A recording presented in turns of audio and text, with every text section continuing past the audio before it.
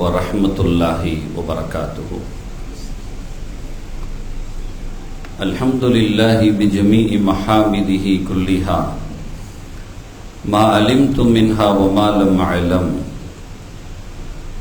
வஅலா ஜமீஇ நிஅமிஹி குல்லிஹா மா அலிம்து மின்ஹா வமா லம் அலம் அதத ஹல்கிஹி குல்லிஹிம் ما علمت منهم وما لم أعلم في كل وقت وحين.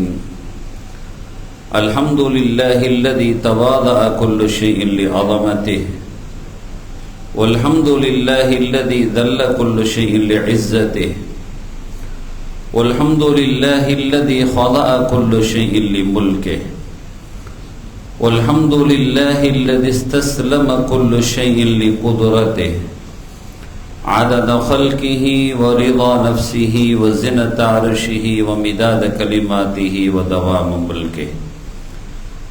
جزا الله عنا نبينا وسيدنا ومولانا خير الأنبياء والمرسلين محمدا صلى الله عليه وآله وأصحابه وأمته وسلم بما هو أهله عدد ما في علم الله ودوام ملك الله. يا أصحاب الوقت أعيذوا بحكم نيابتي عن حكمكم. சங்கைக்கும் மிகுந்த மரியாதைக்கும் உரிய அல்லாஹ்வின் நல்லடியார்களே, புனிதம் நிறைந்த இந்த வெள்ளிக்கிழமையுடைய நல்ல நாளில் அல்லாஹுடைய அருள்கள் எல்லாம் நிறைவாக பொழிகிற அவனது இல்லத்தில் ஜும்மாவுடைய கடமையை நிறைவேற்றும் முகமாக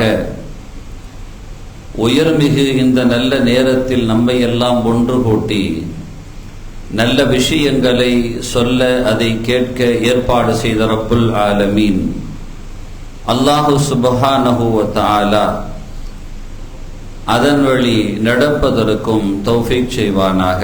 ஆமீன். சங்கைக்குரிய பெருமக்களே,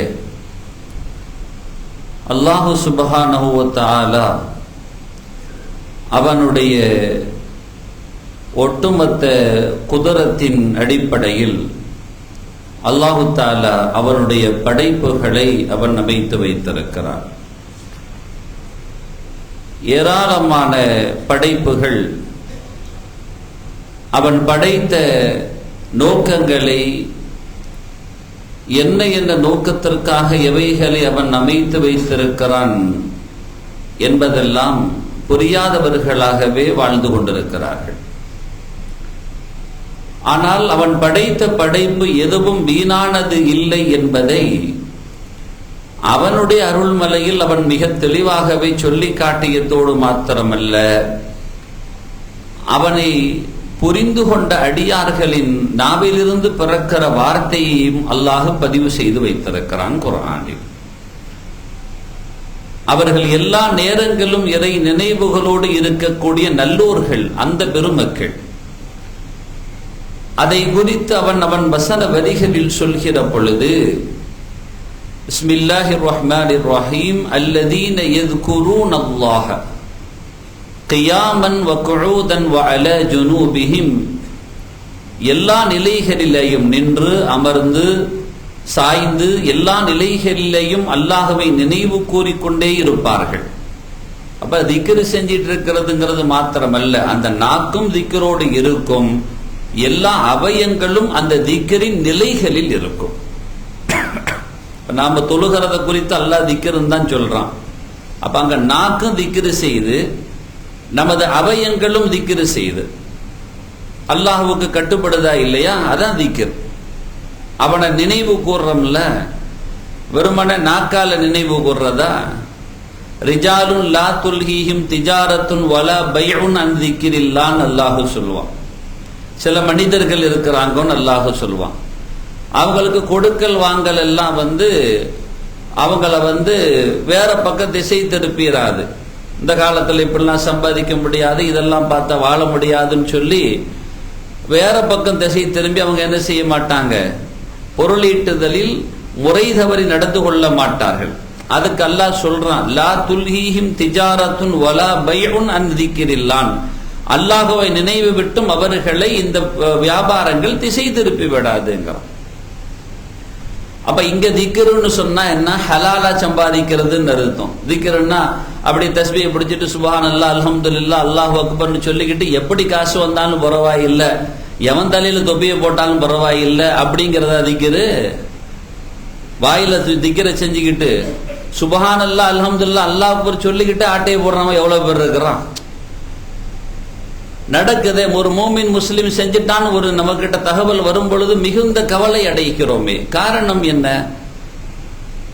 அப்ப திக்ர் அப்படிங்கிறதுல இந்த இடத்துல அவர்கள் எல்லா நிலைகளிலேயும் திக்ரிலே இருப்பாங்க, முழுவதும் அவனுடைய கட்டுப்பாட்டில் அகப்படுத்திக் கொள்வார்கள். ஃபிக்ர் சிந்தனை எல்லாமே அவனுடையதான்.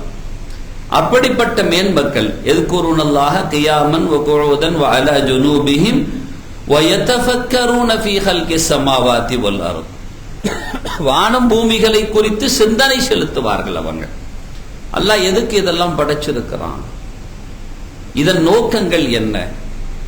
நாமளே நம்ம நோக்கத்தை நாம புரிஞ்சுக்கிறதுக்கு நிறைய பேர் தயாராகவும் இல்லை, புரிந்து கொள்ளவும் இல்லை.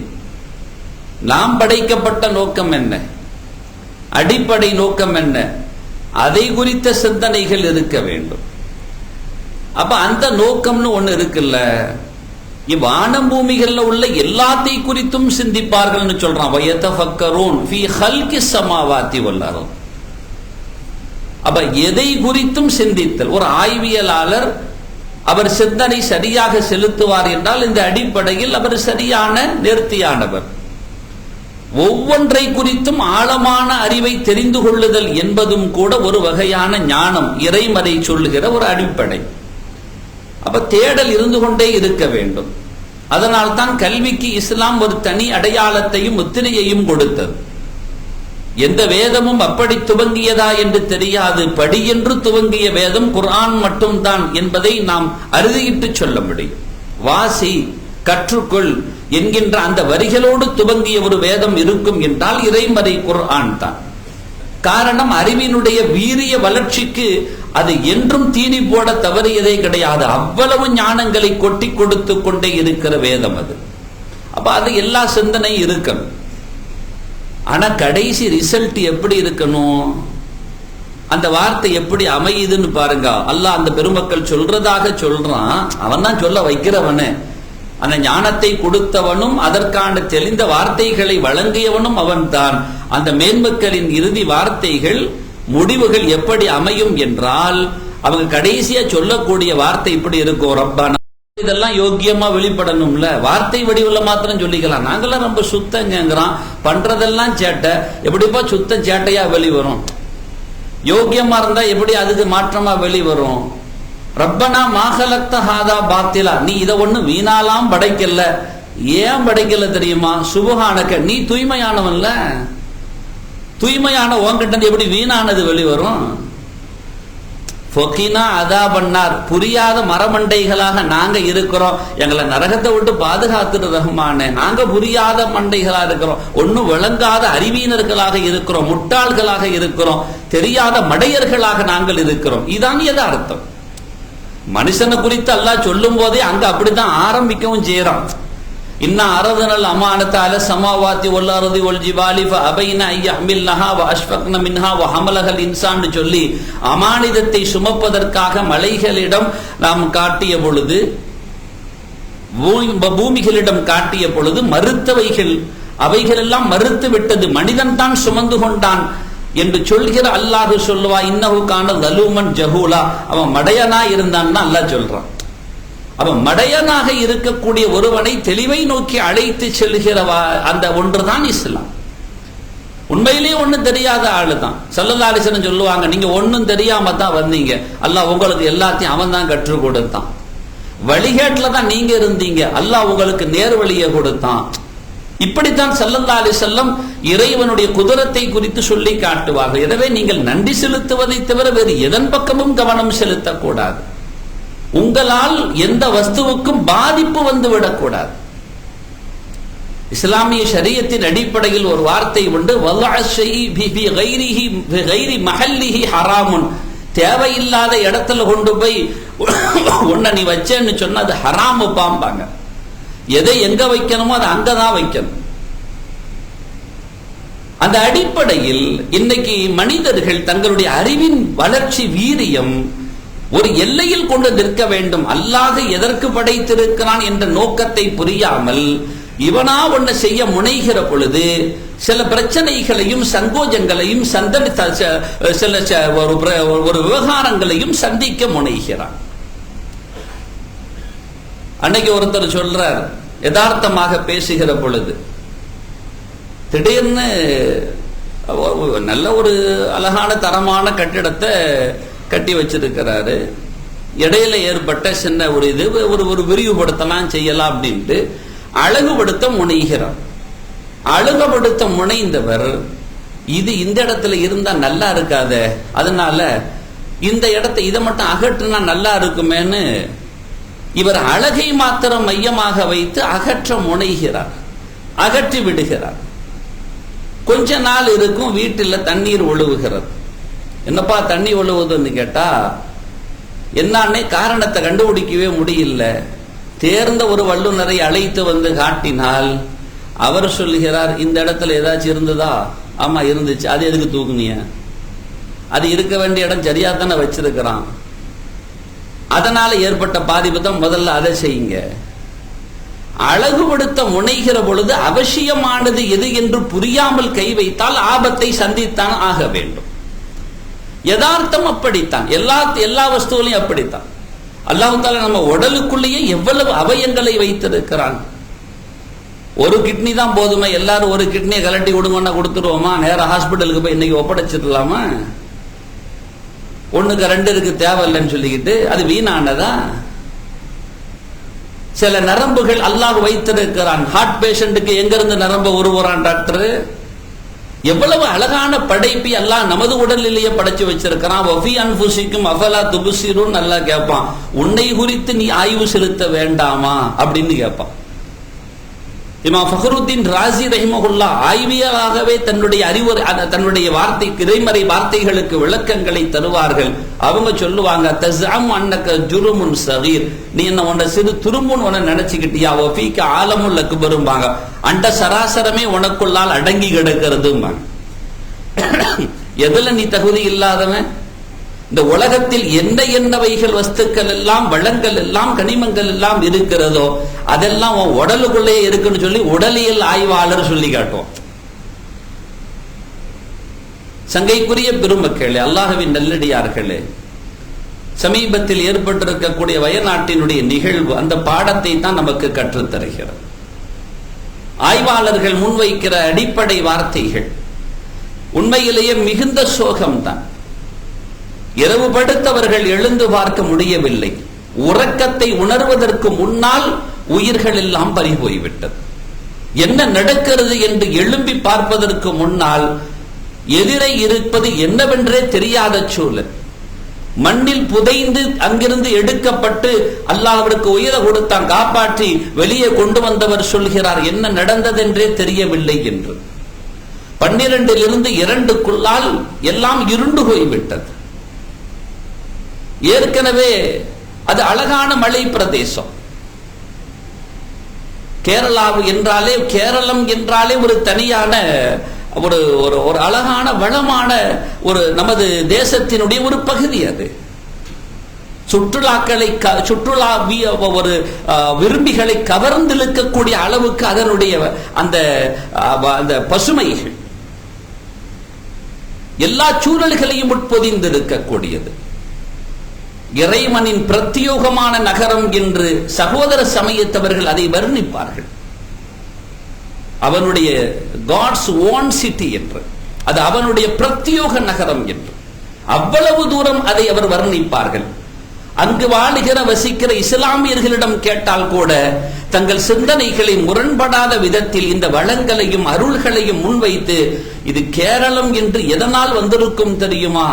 நாங்கள் நினைக்கிறோம், அவங்க சிந்தனை, நாங்கள் நினைக்கிறோம் அது அல்லாஹுவின் அருள்களை, அவன் சிறப்புகளை எல்லாம் வெளிப்படுத்தி காட்டுகிற ஒரு பசுமை நிறைந்த பூமியாக வல்லவா காட்சி தருகிறது. அதற்கு ஹைருல்லாஹ் என்று சொல்வார்கள். அல்லாஹுவின் சிறப்பு ஹைருல்லாஹ் என்பார்கள்.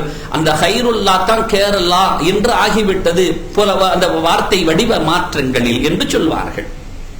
இருக்கலாம், அது ஏதோ இருக்கலாம். ஆனால் உண்மையிலேயே கவர்ந்திழுக்கக்கூடிய ஒன்று. கேரளாவில் ஒட்டுமொத்தமாக இருக்கிற சுற்றுலா தலங்களில் 20 சுற்றுலா தலங்களை உட்பொதிந்திருக்கிறது வயநாடு. எவ்வளவு அழகான வளங்களை உட்பொதித்து வைத்திருக்கிறார். அல்லாஹ் வல்லவா அதை அமைத்து வைத்திருக்கிறார். சில பகுதிகள் அப்படியே பசுமை படர்ந்ததாக, பழமையை காட்சி தரக்கூடியதாக பாதுகாத்து வந்தார்கள். அடிச்சு செல்லப்பட்ட இடங்களில் சில ஒரு பகுதி மண்குடில்களாலே வீடு அமைக்கப்பட்டிருக்கும். அங்கு போய் இருந்து சுகமாறுவதே ஒரு தனி சுகம்.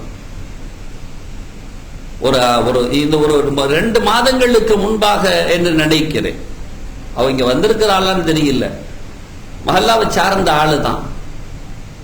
நீ வயநாடு போயிருக்கிறீங்களான்னு கேட்டா.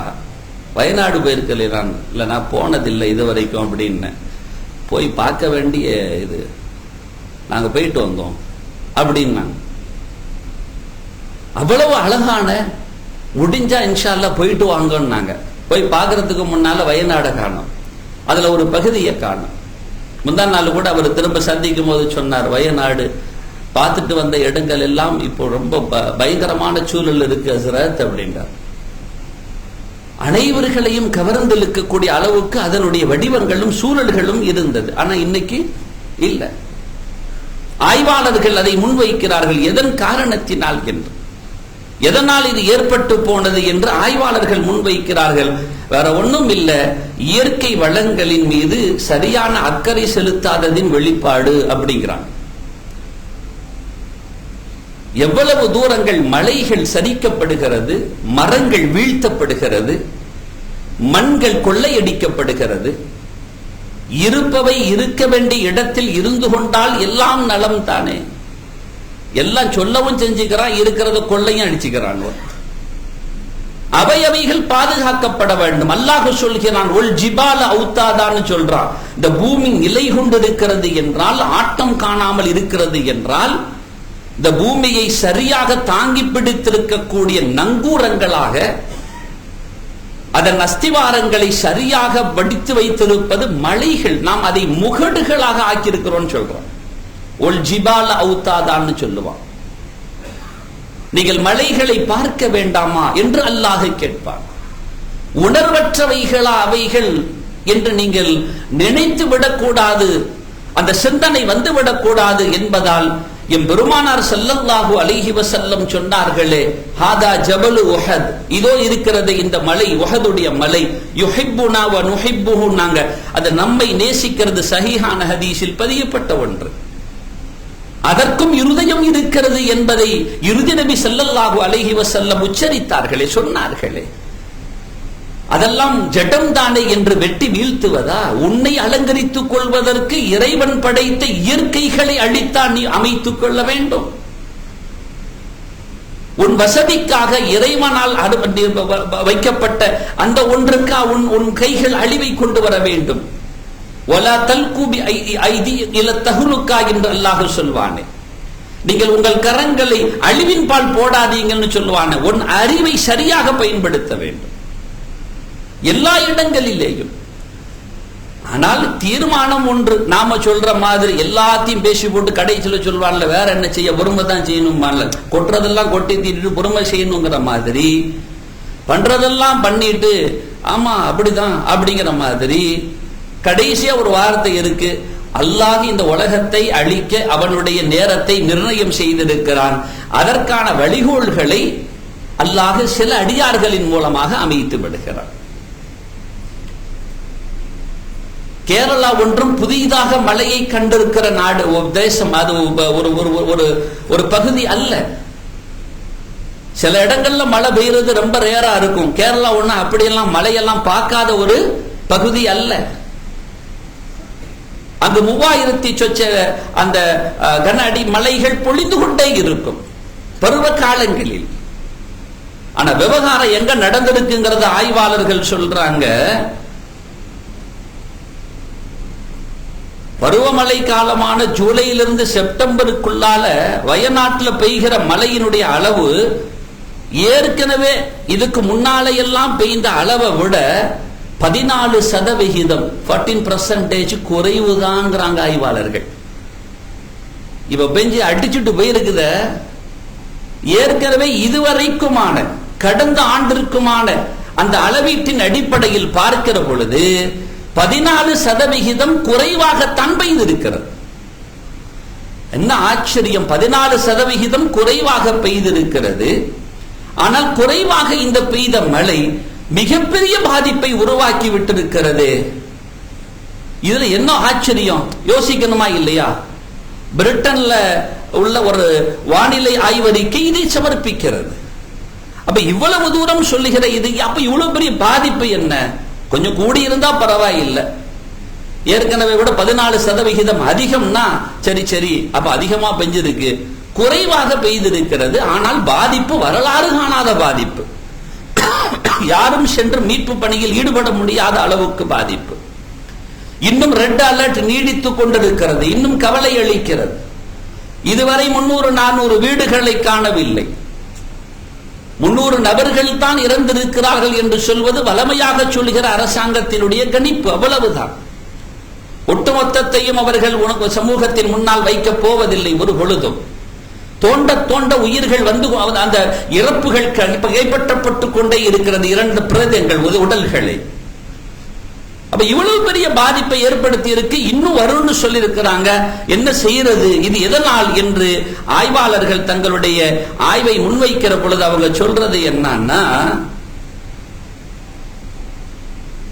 குறிப்பிட்ட பருவத்திற்குள்ளால் பெய்ய வேண்டிய மழைகள் அதனுடைய அளவீடு சரியாக கொஞ்சம் அப்படியே தளர்ந்ததாக பெய்திருந்தால் இந்த பாதிப்பு இல்லை.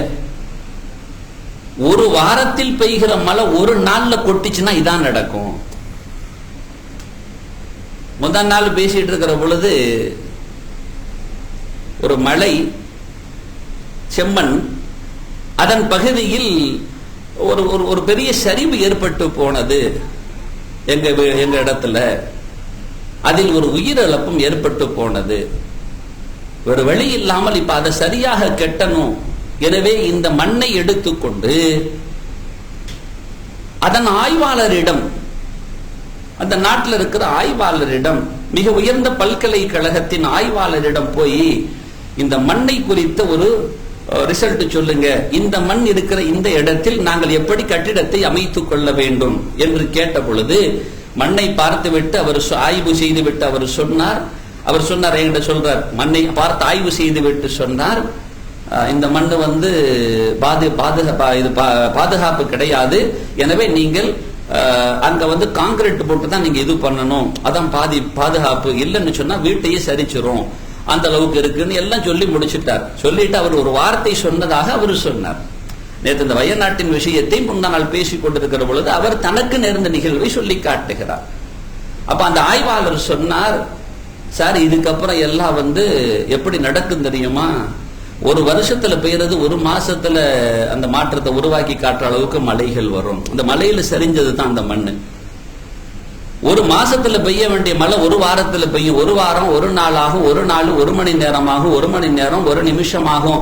இது இனிமேல் நடக்கிற நிகழ்வு எல்லாம் இப்படித்தான் நடக்க போகுதுன்ட்டு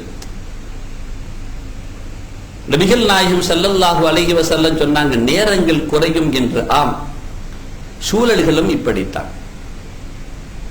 அதனால என்ன ஆகி போச்சு, அந்த ஆய்வாளர் சொல்லுகிறார், மரங்கள் இல்லாத காரணத்தினால், மரங்கள் வெட்டி எடுக்கப்படுகிற காரணத்தினால் அந்த மண் ஈரத்தன்மையை இழந்து போய்விடுகிறது.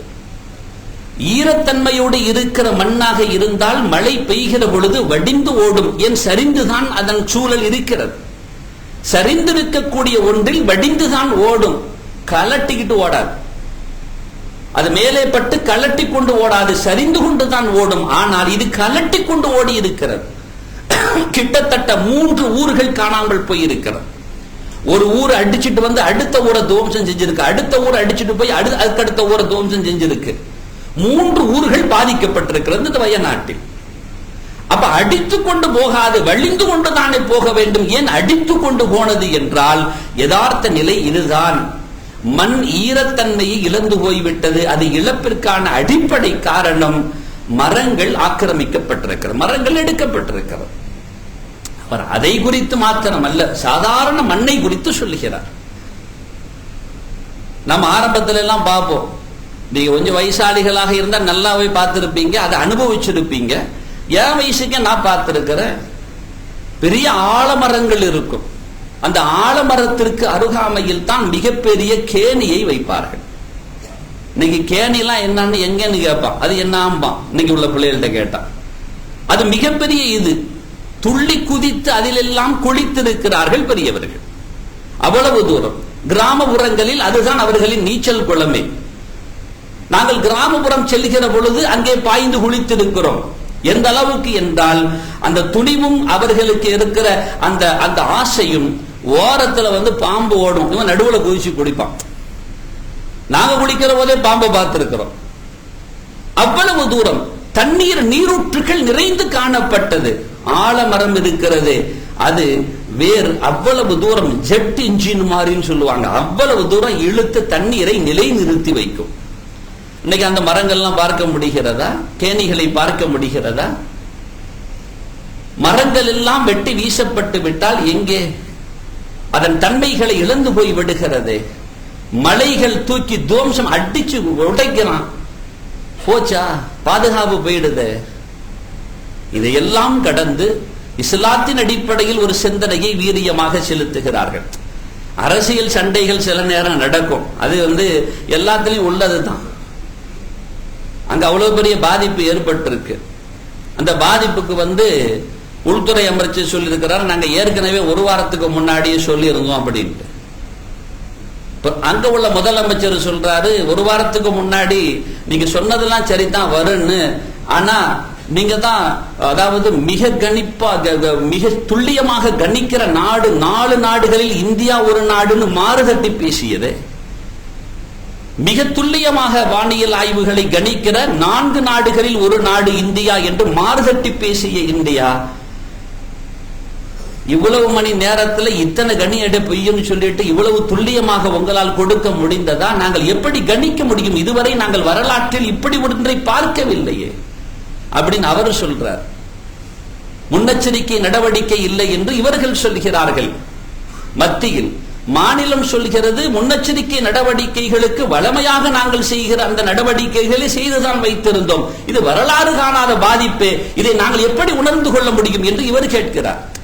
இந்த இருவர்களின் சண்டைக்குள்ளால் இஸ்லாத்தை கொஞ்சம் ஆய்வு செய்து பார்க்க கடமைப்பட்டிருக்கிறோம். அல்லாஹு சுப்ஹானஹு வ தஆலா அவனுடைய அருள்மறை குர்ஆனில் சூரா லுக்மானினுடைய இறுதி பகுதியில் சொல்லி காட்டுவார், இன்னல்லாஹ, நிச்சயமாக அல்லாஹு சுப்ஹானஹு வ தஆலா இன்தஹு இல்முஸ்ஸா, அவனிடத்தில் தான் மறுமை எப்பொழுது வரும், உலக அழிவு எப்பொழுது வரும் என்கின்ற ஞானம் இருக்கிறது. வயுனஸ்ஸிலுல் கைஸ், மழை எப்படி எப்பொழுது எங்கே எவ்வாறு எப்படி எந்த அளவு பொழியும் என்கின்ற ஞானம் யாரிடத்தில் இருக்கிறது? அல்லாஹ்விடத்தில் இருக்கிறது. வயஅலமு மா ஃபில் அர்ஹாம், கருவறைக்குள்ளால் இருப்பதை அறியக்கூடிய ஆற்றல் அல்லாஹ்விடத்தில் தான் இருக்கிறது. வமா தத்ரி நஃப்சும் மாதா தக்ஸிபு கதா, நாளை என்ன நடைபெறும் என்கின்ற ஞானம் அவனிடத்தில் தான் இருக்கிறது. வமா தத்ரி நஃப்சும் பி ஐயி அர்லின் தமூத், எந்த இடத்தில் மரணம் சம்பவிக்கும் என்பதும் அவனிடத்தில் தான் இருக்கிறது. அருமை நாயகம் ஸல்லல்லாஹு அலைஹி வஸல்லம் சொல்கிற செய்தியை இமாம் புகாரி ரஹிமஹுல்லாஹ் பதிவு செய்வார்கள். அப்துல்லாஹ் இப்னு உமர் ரலியல்லாஹு அன்ஹு சொல்வார்கள், மஃபாத்தீஹுல் கைபி ஹம்ஸ், மறைவானதின் திறவு அல்லாஹ்விடத்தில், இந்த அல்லாஹ் அந்த திறவு இருக்கிறதே, மஃபாத்தீஹுல் கைப், 5 விஷயங்கள் இருக்கிறது. லா யஅலமுஹா இல்லல்லாஹ், அல்லாஹ்வை தவிர யாரும் துல்லியமாக அறிய முடியாது, கணிப்பீடுகள் செய்ய முடியும். இதுவாக இருக்கலாம்னு சொல்லலாம், அவ்வளவுதான் சொல்ல முடியுமே தவிர இப்படி அமையலாம், இவ்வாறு நடக்கலாம், இதை சொல்லலாமே தவிர இப்படித்தான் நடக்கும், இவ்வாறுதான் அமையும், அப்படி எல்லாம் சொல்ல முடியாதுங்கிறான் ஸல்லல்லாஹு அலைஹி வஸல்லம் சொல்றாங்க. அதில் இந்த 5ஐயும் பெருமானார் ஸல்லல்லாஹு அலைஹி வஸல்லம் இந்த ஆயத்தை அப்படியே அதில் பொருத்தி காட்டுகிறார்கள். அப்ப இந்த 2 பேர் சண்டை போட்டுக்கிட்டாலும் நாம சொல்றோம் நீங்க 2 பேரும் சண்டை போடாதீங்க, அவர் சொல்லலன்னு நாங்க சொல்லிட்டோம்னு தேவையில்ல, இப்பமாவது இறை ஞானத்தை உணர்ந்து கொள்ளுங்கள்னு நாம ஒரு போதனை செய்வோம். அது முடியாது. என்ன பெரிய ஆய்வுகளை நீங்கள் முன் வச்சாலும் முடியாது. உலகத்திலேயே 4 நாடுகள்ல நாங்க தான் முக்கியமான நாடுனாலும் முடியாது. அசைக்கவே முடியாத அளவுக்கு நாங்கள் கட்டிடத்தை கட்டி தீர்மானித்திருக்கிறோம்னு சொன்ன எத்தனை நாடுகள் ஒரு அசைவுள்ள பில்டிங் காணாம போயிருக்கு. அதெல்லாம் முடியாது. அல்லாஹ் முடிவு செஞ்சிட்டான்னா நடக்கும். சுருக்கமாக நீங்கள் இறைவனின் இயற்கை படைப்புகளை பாதுகாக்கவாவது செய்யுங்கள். அதை அழிக்காதீங்க, அதை கொள்ள அடிக்காதீங்க, அதை நீங்க நாசமாக்காதீங்க. அதை சரியா நீங்க பராமரிச்சீங்கன்னு வைங்க, எல்லா பாதுகாப்பும் அல்லாஹ் செய்வான். ஸல்லல்லாஹு அலைஹி வஸல்லம் சொல்லுவாங்க, மழை இறங்காமல் இருப்பதற்கும் அடிப்படை காரணங்கள் சிலது இருக்கிறது என்று சொன்ன பெருமானார், அல்லாஹ் மழையை இறக்கிறதே எதுக்கு தெரியுமா? அந்த மழை இறக்கிறது ஒரு பச்சில குழந்தைகள், ரஹ்மத்துடைய மழையை குறித்து ஸல்லல்லாஹு அலைஹி வஸல்லம் சொல்றாங்க. பச்சில குழந்தைகள், வயோதிபர்கள், ஆடு மாடு கால்நடைகள், இவைகள் எல்லாம் இல்லை என்றால் மழையே பெய்யாது. இப்படி பெய்கிற இதெல்லாம் சரியா இருக்கிறதுனால பெய்யுறது, அதனால பெய்யுது. ஆனா இப்ப இங்க விடக்கூடிய இந்த இந்த இந்த இதுகள்லாம் போய் சீராக அதை குளுமைப்படுத்தி சரியான முறையில் அதை இறக்கி வைக்கும். அல்ல அப்படித்தான் ஒரு சர்க்கிளை வச்சிருக்கிறான். அது இல்லாம போச்சுன்னா இப்ப இதுக்கு என்ன பேர் கொடுக்கறான்? என்னங்க திடீர்னு இவ்வளவு பெருசா பெய்யுது அப்படின்னா இது மேக வெடிப்புன்னு முடியாது. அவ்வளவு. ஆய்வாளர் என்ன சொல்லுவான்? இது மேக வெடிப்பு. அது சீராக குளுமைப்படுத்தப்பட்டு சரியான முறையில் இறங்க வேண்டும். இல்லை இல்லை, மேக வெடிப்பு. பைப்பில இருந்து திறந்து தண்ணி வந்தா பரவாயில்ல, தொட்டி தப்புன்னு வெடிச்சா என்ன ஆகும்? அந்த மாதிரி மேக வெடிப்பு. அதனால கொட்டி தீர்க்கிறது. அல்லாஹு சுப்ஹானஹு வ தஆலா அந்த மக்களுக்கு சீரான நிவாரணத்தை வழங்குவானாக. இழந்த மக்கள் நமது சொந்தங்கள், நமது சகோதர உறவுகள், நமது சகோதரர்கள். அவர்களுக்காக நாம் துஆ செய்ய கடமைப்பட்டிருக்கிறோம். எனக்கு ஏற்படவில்லையே என்று நினைக்காதீர்கள். ஏற்கனவே ஆய்வாளர்கள் பட்டியலிட்டிருக்கிறார்கள். எந்த எந்த பகுதிகள் எல்லாம் எப்பொழுது அழிவை சந்திக்கும் என்ற வரையறை கொடுத்திருக்கிறார்கள். அதில் நமது பகுதிகள் எத்தனாவது இடத்தில் இருக்கிறது என்று இவன் போட்டிருக்கிறானோ இல்லையோ தெரியாது. ஆனால் நிச்சயமாக அதுவும் ஒரு நாள் அழிவை சந்திக்கும்.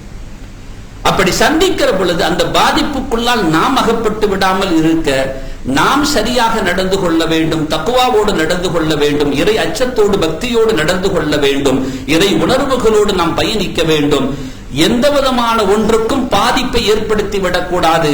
எம் பெருமானார் பாதுகாப்பு வார்த்தைகளை சொல்லித் தருவார்கள். இந்த நேரத்தில் துஆ செய்யுங்கள். அல்லாஹும்ம ஹவாலைனா வலா அலைனா. யா ரசூலல்லாஹ், அழுகிறது எல்லாம் என்று கேட்ட பொழுது எம் பெருமானார் இருகரம் உயர்த்தி கேட்ட பிரார்த்தனை, யா அல்லாஹ் இவைகளை எங்களுக்கு சாதகமாக்கி விடு, பாதகமாக்கி விடாது என்று கேட்டார்கள். யா அல்லாஹ் இறக்க வேண்டிய மலைகள் இங்குதான் இறக்க வேண்டும் என்றல்ல உனக்கு. யா அல்லாஹ் தேவையுடைய இடங்கள் எவ்வளவோ இருக்கிறது, அங்கெல்லாம் அதை பகிர்ந்தளித்துக் கொடு என்று பெருமானார் ஸல்லல்லாஹு அலைஹி வஸல்லம் பிரார்த்தனை செய்வார்கள். இந்த பாதுகாப்பினுடைய நடவடிக்கைகளில் ஒன்றாக பெருமானார் ஸல்லல்லாஹு அலைஹி வஸல்லம், ஒரு மரத்தை நீங்கள் எடுத்தால் கூட அதை பெரிதொரு இடத்தில் நட்டி விடுங்கள், அழித்து விடாதீர்கள் என்ற அழகான யோஜனைகளையும் ஸல்லல்லாஹு அலைஹி வஸல்லம் சொல்வார்கள். இப்படியெல்லாம் இருக்கிற அத்தோடு ஒன்று, நாம் அவர்களுக்கு உதவி உபகாரம் செய்ய வேண்டும். அதுவும் நமக்கான பொறுப்பு என்பதை நாம் உள்வாங்கிக் கொள்ள வேண்டும். மாநில அரசுகளும் அதற்கான முன்னெடுப்புகளை எடுத்திருக்கிறது. அந்த மாதிரி இதுகள், அதே மாதிரி பொதுநல அமைப்புகளும் எடுத்திருக்கிறது. தமிழ் மாநில ஜமாஅத்துல் உலமா சபையும் அதற்கான முன்னெடுப்புகளை எடுக்க முனைந்திருக்கிறது. அங்கு இருக்கக்கூடியவர்கள் இப்பொழுது சொல்லி இருக்கிற செய்தி என்னவென்றால், வயநாட்டினுடைய மீட்பு குழு, அங்கு உள்ள அரசாங்கத்தின் குழு இப்பொழுது சொல்லி இருக்கிற செய்தி என்னவென்றால், இப்போ எங்களுக்கு இப்ப முகாம்கள்ல தங்க வச்சு இப்ப சிகிச்சை பெற்றுக் கொண்டிருக்கிற இந்த சூழலில் இப்பொழுது சிக்கிக் கொண்டிருக்கிற இந்த நிலையில் உள்ளவர்களுக்கு தேவையான ஓரளவு உதவி உபகாரங்கள் எங்கள் கரங்களில் இருக்கிறது. இப்பொழுது எங்கள் கவனங்கள் எல்லாம் இன்னும் எத்தனை உடல்கள் உள்ளே இருக்கிறது என்று அவர்களை வெளியெடுப்பதும், இருக்கிற உடல்களை எப்படி அடக்கம் செய்வதும் என்கின்ற அந்த மகா பெரிய பணியில் நாங்கள் ஈடுபட்டு கொண்டிருக்கிறோம். எங்களுக்கு தேவை ஏற்படும், அப்பொழுது நீங்கள் துணை நிற்க வேண்டும் என்று கேட்டிருக்கிறார்கள். அப்படி ஒரு வாய்ப்பு நமக்கு வாய்க்கும் என்றால் நமக்கு கிடைத்த நல்வாய்ப்பு அடுத்தவர்களுக்கு செய்கிற உதவி என்பது இன்ஷா அல்லாஹ் தமிழ் மாநில ஜமாஅத்துல் உலமா எடுக்கிற முன்னெடுப்பு. அடுத்த வாரம் அத்தகைய உதவி உபகாரத்தை உங்களிடம் தேடி வருவார்கள் இன்ஷா அல்லாஹ். இந்த மாதிரி ஜும்மாவில் அந்த அறிவிப்புகள் வருகிற பொழுது அடுத்த வாரம் நீங்கள் அதற்கும் முன் வழங்குவதற்கான தயாரிப்போடு இன்ஷா அல்லாஹ் தாங்கள் வருமாறும், உங்களால் உங்கள்கிட்ட இருக்கிற மற்ற உதவிகள் எதுவாக இருந்தாலும் அதையும் எப்படி செய்து கொள்ளலாம் என்கின்ற ஆலோசனைகளையும் அவர்கள் தருவார்கள். அதில் நாமும் துணை நிற்போம், அவர்களுக்கு துவாவும் செய்வோம். நமக்கு நேர்ந்து விடாமல் இறை சமூகத்தில் பாதுகாப்பையும் வைப்போம். அல்லாஹ் நமது தாய் திருநாட்டில் இனி எந்த ஒரு பகுதியிலும் இது மாதிரி இழப்புகள் உருவாகி விடாமல் பாதுகாப்பானாக. மனித கரங்கள் இத மாதிரி ஆபத்துகளுக்கு துணை நின்று விடாமல் பாதுகாப்பானாக. அல்லாஹ் நம்மையும் நமது சந்ததிகளையும் பேரழிவுகளில் இருந்து காப்பானாக. ஆமீன் யா ரப்பல் ஆலமீன். وآخر دعوانا أن الحمد لله رب العالمين والسلام عليكم ورحمة الله وبركاته. சங்கைக்குரிய பெருமக்களே, முதல் தளத்தில் மேல இருக்கிற அந்த முதல் தளத்தில் அந்த பிரேயர் அந்த இது இருக்கு இல்லையா, தொழக்கூடிய அந்த பாய் இருக்கு இல்லையா, அந்த பாய்களை எல்லாம் பழுதாகிவிட்டது, மாற்றணும் முடிவு செய்யறாங்க இன்ஷா அல்லாஹ். அது நல்ல வாய்ப்பு. அதுல நீங்க இன்ஷா அல்லாஹ், ஏன்னா அதை தான் விரிச்சாங்க தொழ போறாங்க இல்லையா, அப்படி தொல்லக்கூடியதுல நமக்கும் ஒரு வாய்ப்பு கிடைக்கும், அந்த சவாபுடைய வாய்ப்பு கிடைக்கும் இன்ஷா அல்லாஹ். அந்த பாய் கொடுப்பதில் பங்களிப்பு செய்வதாக உங்கள் மனங்களில் இடம் இருந்தால் நீங்கள் தாராளமாக நமது பள்ளியின் அலுவலகத்தில் உங்களுடைய பெயர்களை கொடுத்துக் கொள்ளலாம், அல்லது உபகாரங்களாக நீங்கள் செய்யலாம் என்பதை உங்களுடைய மேலான கவனத்திற்கு அறிய தருகிறோம். நன்மைக்கு துணை நிற்போம், நல்லவைகளுக்கு அல்லாஹு தாலா நம்மை காரணமாக அமைக்கட்டும். அஸ்ஸலாமு அலைக்கும் வரஹ்மத்துல்லாஹி.